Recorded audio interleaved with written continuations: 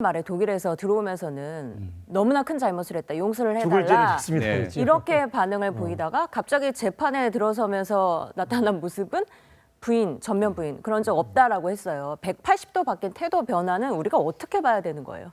두 가지로 봐야죠. 하나는 우선 그 이경재 변호사의 조언이 네. 이미 그 사전부터 있어 왔던 것으로 네. 볼 수 있는 부분이 있고요. 예. 그래서 그건 전략적인 태도인 거죠. 네, 네. 어떤 전략적인 태도냐면 도의적 잘못은 인정한다. 그리고 눈물 보이고 인간적인 사죄와 고뇌의 모습을 보인다. 그래서 여론의 환심과 동정심을 산다. 하지만 법적인 책임은 인정하지 않는다. 이건 처음부터 가져왔던 구도였던 것으로 보입니다. 그래서 언론이나 카메라 앞에서는 사죄와 속죄, 특히 그 모습은 뭐죠? 내가 어쨌건 대통령께 누를 끼쳤고 그래서 나로 인해서 대통령에 대한 지지와 신뢰가 좀 손상되었다. 이 부분에 있어서 내가 사죄드린다. 이것이죠. 하지만 법적으로 내가 뭐 잘못한 게 있을까요? 그건 네. 아닌 것 같아요. 라는 태도는 처음부터 끝까지 유지되어 오고 있는 거예요. 법정에서 그것이 가장 극명하게 나타나고 있는 거죠.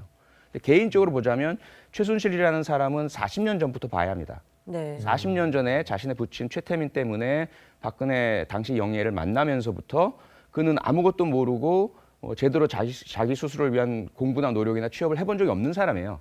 오직 기생적인 삶을 살아온 거죠. 박근혜 영예나 당시 박정희 대통령의 기생해서 연명해오던 네. 그런 삶의 스타일을 가지고 온 사람이고 지금 이 상황은 그 모든 삶의 전반이 부정당한 상황이에요.